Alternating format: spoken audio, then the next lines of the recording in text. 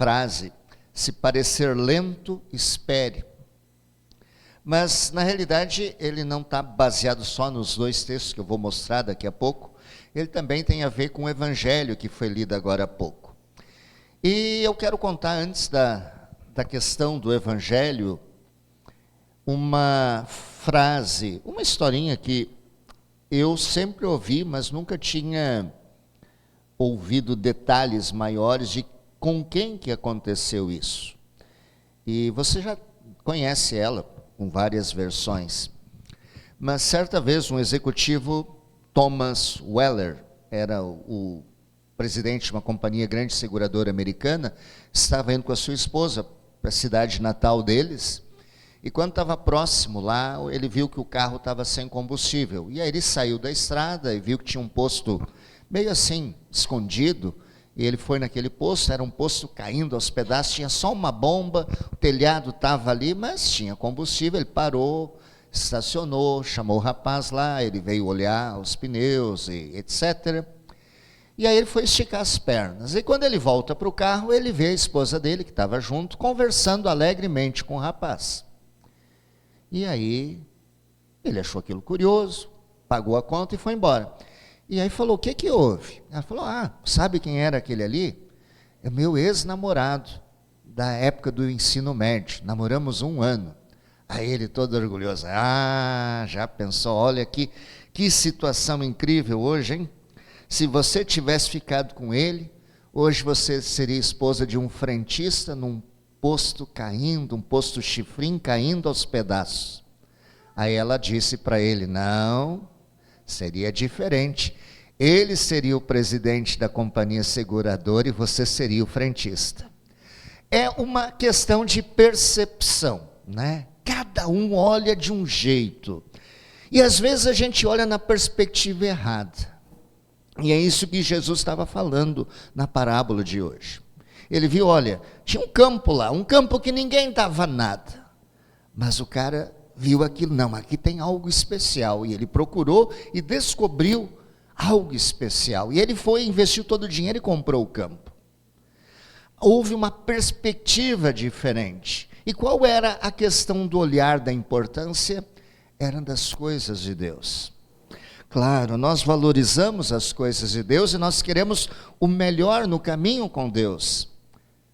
Mas às vezes a nossa perspectiva é equivocada, porque nós não damos valor de verdade às coisas que Deus quer que valorizemos. E aí vai entrar o texto de hoje, de Abacuque 2:3, porque a visão ainda está para se cumprir no tempo determinado. Ela se apressa para o fim e não falhará. Mesmo que pareça demorar, espere, porque certamente virá, não tardará. E depois vemos então exatamente a imagem que eu falei para vocês da rede sendo lançada. O reino dos céus ainda é semelhante a uma rede que foi lançada ao mar e apanhou peixes de toda espécie. Quando já estava cheio, os pescadores a arrastaram para a praia e, assentados, escolheram os bons para os cestos e jogaram fora os ruins. Assim será no fim dos tempos. Os anjos sairão, separarão os maus dentre os justos e os lançarão na fornalha acesa. Ali haverá choro e ranger de dentes. Eu falei de perspectiva. Aqueles que entenderam a perspectiva que Deus quer que olhemos para a nossa vida e para o mundo que vivemos, são aqueles que serão separados para os justos. E aqueles que não entenderam, mesmo tendo frequentado a igreja a vida inteira, há uma dureza no coração, há uma frieza, porque não estavam entendendo na perspectiva correta que Deus queria, esses vão sofrer. Mas aí entra uma outra questão. E o que tem a ver o texto, né, de espera, o texto do fim, e aí vem a ideia sempre presente nossa, da igreja cristã, de que nós temos que ter paciência para as coisas de Deus. Deus tem um tempo e um projeto diferente. E aliás, É interessante como a gente não percebe essas coisas, porque o tempo de Deus, às vezes, que nós gostaríamos que Ele apressasse, que resolvesse, que solucionasse tudo hoje, não é o tempo que nós entendemos, não é o tempo que Ele quer que aconteça. Ele tem um outro propósito, Ele tem paciência. E eu vou falar daqui a pouco de paciência de novo. E aqui eu quero mostrar, essa é uma foto real de Bangladesh. Eu não sei se você já ouviu falar de Bangladesh. É um paizinho pequeno lá, um pedacinho da Índia incrustado lá, muito pobre. Basicamente ele vive de trabalho semi-escravo em confecções de roupas. E uma das coisas que aconteceu muito séria na história desse país foi uma doença que você já sabe, já ouviu falar dela, cólera. E o que é que acontece com a cólera? Essa pessoa que pega cólera, normalmente tem em decorrência de água contaminada com esgoto. Aliás, você que tem esgoto, diga, Senhor, muito obrigado, porque eu tenho esgoto, porque nós temos água potável. É maravilhoso, é uma bênção que milhões de pessoas no mundo não têm. Então, quando essa contaminação do esgoto com a água entra no organismo, especialmente de crianças, ele é devastador. O que acontece com esta doença? Ela faz com que o teu estômago, que ele pare de, o intestino melhor, que ele pare de absorver líquido. Ou seja, você desidrata, você vai ficar seco, que nem uma esponja. Você pode tomar água e não vai resolver em nada. Isso para a criança era morte certa e lenta, com muita dor e muito sofrimento. Aí os médicos descobriram uma solução maravilhosa: soro. Sabe aquele soro do hospital? Famoso, pinga, pinga. Esse resolve o problema. Mas como é que você vai fazer isso num país com milhões de pessoas miseráveis? E não tinha muita solução, não tinha como chegar a um objetivo concreto de se resolver esse problema. E aí, o que acontece é que as pessoas precisavam de uma outra ajuda. E aí um médico descobriu aquela ajuda famosa que você conhece, né? Sal e açúcar com água, soro caseiro. Pronto, está resolvido o problema. Vamos dar para as pessoas simples e pobres a mistura que não vai custar dinheiro e que se resolve na hora. Porém, o que aconteceu lá em Bangladesh? As pessoas não seguiam o tratamento. Por quê? Porque demora 5 dias, você tem que ficar o tempo todo dando essa solução para aquela criança. E quem é que tem paciência para ficar de hora em hora ali dando esse remédio? Tem um monte de outras coisas, porque nós somos assim, nós somos apressados, nós gostaríamos que tudo na nossa vida, toda solução acontecesse de imediato, concretamente rápido. Nós somos geração fast food. E aí não acontecia. Curioso que a solução era simples, mas as pessoas continuaram morrendo. E aí, exatamente, o ser humano, ele tem problemas.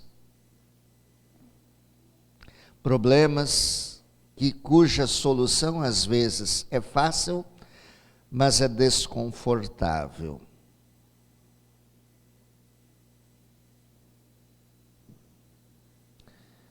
Nós temos uma solução fácil também, mas ela parece às vezes desconfortável.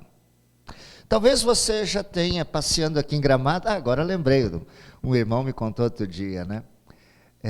Ele fica irritado quando ele vê o pessoal jogando bituca de cigarro no chão. E você também fica irritado às vezes, né? O pessoal está ali caminhando, joga no carro mesmo, joga uma lata, né? Bom, mas como é que a pessoa faz isso? Sujando toda a cidade, qualquer lugar, não estou falando só de Gramado, muitos de vocês estão nos visitando hoje, é horrível. E aí você também às vezes pensa, mas o que há de errado com as pessoas? Porque toda hora tem atrocidades. Aí temos professores aqui também, né? Você pega um aluno chegando com cheiro de maconha, porque o pai e a mãe estão fumando maconha. E você pensa, mas que pai é esse? Que gente irresponsável é essa? Tiroteio em escola, guerras, agressão, crueldade, miséria. Nós somos da alta tecnologia e tudo isso está acontecendo o tempo todo. E a gente fica bravo, chateado. Não poderia mudar, não poderia ser diferente. E aí sim entra o apóstolo Paulo na leitura de hoje, lembra? Em que ele fala, olha, a questão do ser humano é a mesma. Há 2.000, 3.000 anos atrás, sempre é o mesmo. Ele resumiu o problema de uma maneira muito simples. As pessoas estão fazendo errado. E Deus está dizendo, olha, está errado, o pessoal muda, mas as pessoas não querem mudar, elas querem continuar fazendo as coisas erradas. E todos nós erramos. Esta é a parte da mensagem. Nós gostaríamos de solucionar o problema, mas como é que se soluciona os problemas da humanidade? Alguém sabe? Tem uma maneira muito fácil, e é que alguns até pregam, né? Por incrível que pareça. Qual a maneira mais fácil de eliminar o grande problema da humanidade? Eliminar o ser humano. Aí tudo ficaria em paz, né? A natureza ia ficar boa, não haveria poluição, não haveria mais ódio. Deus podia usar essa solução, mas ele diz, não, calma lá, calma lá. A outra parte da mensagem do apóstolo Paulo é que Deus tem, sim, a ira. Ele vai julgar esta humanidade, vai julgar a todos nós. Mas até lá, ele está dizendo que é um problema e eu tenho a solução, diz Deus. E a solução é, você sabe, que ele enviou Jesus Cristo para morrer na cruz por nós. Ah, o pastor vai falar aquela frase de novo. É frase batida, mas é a solução de Deus. E aí ele fala, a solução foi entregue a vocês. E essa solução, ela é vinda a nós através do batismo, ela é vinda a nós através da Santa Ceia, ela é vinda a nós através da sua palavra. E vamos lembrar de novo qual que era o problema lá em Bangladesh? Soro fisiológico. Tinha que ficar 5 dias dando toda hora. Aí os pais paravam e as crianças morriam. O que o médico pensou? Ele pegou uma equipe de homens e mulheres e começou a ir de casa em casa, explicou para eles, e de casa em casa, vão lá, expliquem para as pessoas que a solução é essa, sal, açúcar, água limpa, tempos e tempos, horas em horas vai dar para aquela criança, e é para persistir. Resultado, a cólera, a epidemia acabou, e levou tempo para conseguir chegar em todos os lares. Essa ideia aconteceu no Brasil, no Nordeste especialmente. Entidades cristãs levaram essa ideia e foram de casa em casa para explicar para as pessoas. Essa mesma ideia, essa mesma estratégia, Paulo fala que quando o ser humano encontra Jesus e diz: se com a tua boca confessares que Jesus é o Senhor e creres em teu coração que Deus ressuscitou dentre os mortos, serás salvo. É simples assim. Confiar de coração. Ponto. Não precisamos de diploma de teologia, não precisamos saber de cor e saltear toda a Bíblia. É confiar e crer de coração. Jesus é o meu Senhor, Ele resolveu o meu problema. Eu tenho agora uma nova vida.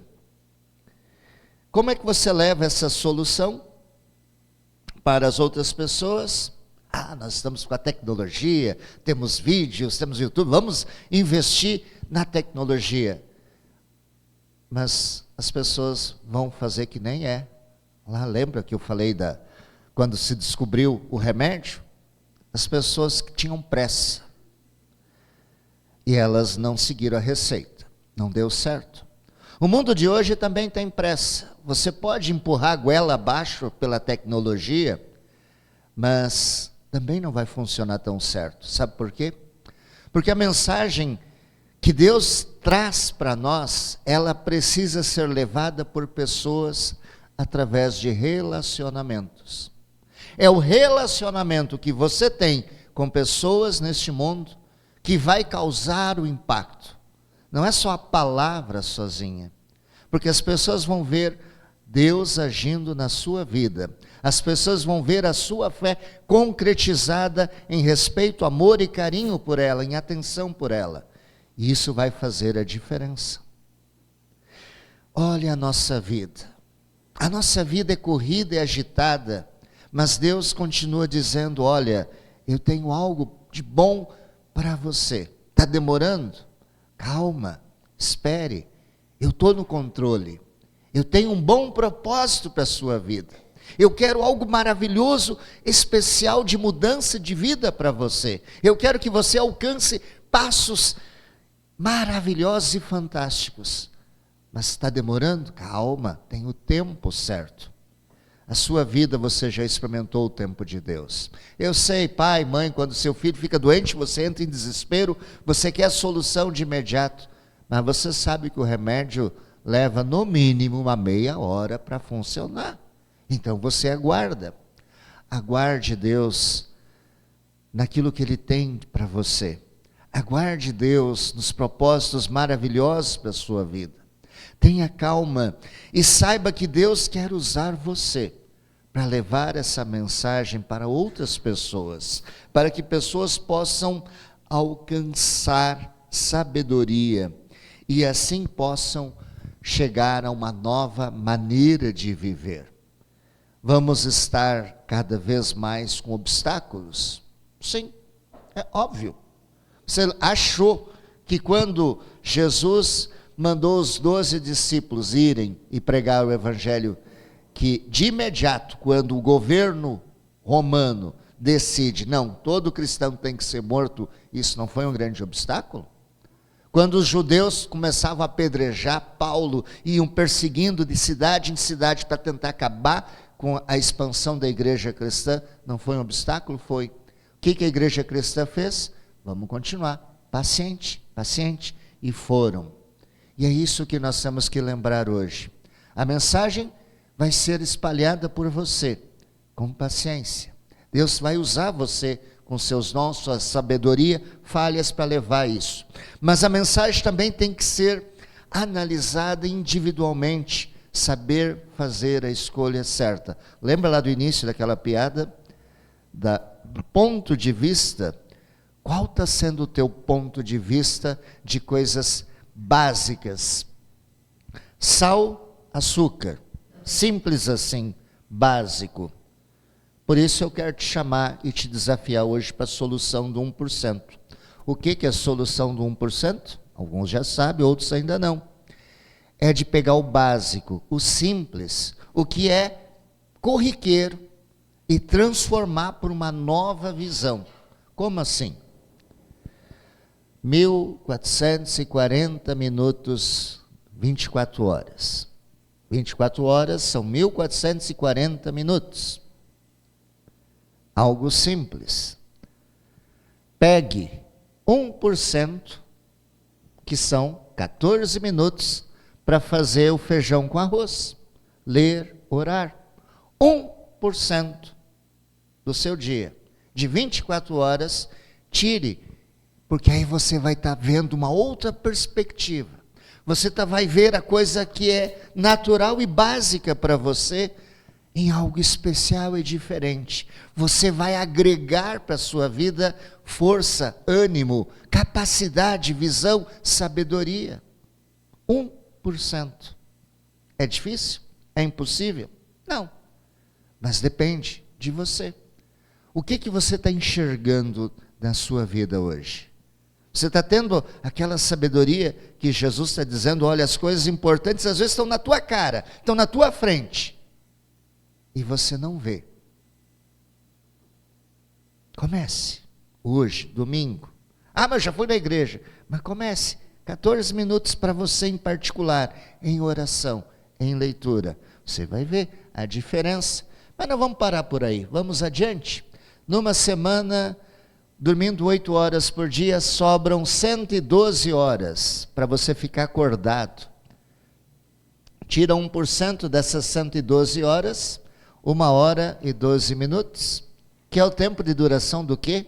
Quando o pastor não está empolgado. A duração do culto, 1h14, 1h15. O culto, uma vez por semana, 1% de 112 horas para você estar junto de pessoas como você. Aliás, estão com frio ainda? Então, levantem, por favor. Levanta. Aí vão ficar com calor agora, né? Vocês que aqui estão, vão lá dar um oi para essa turma que está ali, só eles vão ficar acomodados, tá? Mas vocês vão ali dar um bom dia para eles, aperta a mão deles, vai lá, se quiser dar um abraço, um beijo, cumprimenta esse povo. Afinal de contas, nós somos povo de Deus, nós somos irmãos e irmãs na fé, e é uma coisa tão básica, tão simples, tão natural, e a gente não deixa isso acontecer. Porque ficamos centrados no nosso lugar. Pode voltar ao seu lugar. Deixemos de ficar centrados na nossa vida. Pode sentar, meu irmão, pode sentar. Daqui a pouco, já estamos acabando, tá? Antes do meio-dia acaba. Pode sentar. Eu quero que você faça esse teste. Olha só, você ficou feliz quando as pessoas foram te cumprimentar. Porque mostrou que você foi valorizado. É isso que Deus quer para a sua vida, que você dê valor às coisas boas. E quando você dá valor às coisas boas, essa alegria que você sentiu, foi legal, o pessoal veio me cumprimentar, eu cumprimentei, deu uma mexida em você aí, isso te fez bem. E é isso que Deus está dizendo, olha, 1% vai fazer um bem imenso para você. Tome a perspectiva correta. Você verá, só tem a ganhar. Você só vai crescer, você vai ganhar forças para vencer as coisas que ainda estão difíceis lá na frente. Porque, esqueça, você acha que amanhã não vai ter problema? Vai. Você acha que daqui a 20 anos não vai ter problema? Vai. Mas você vai ter a força de Deus, sabedoria de Deus. Confie nisso, pense nisso, aplique isso, aceite esse desafio em nome de Jesus. Amém. Vamos ficar de pé. Em conjunto, vamos ler o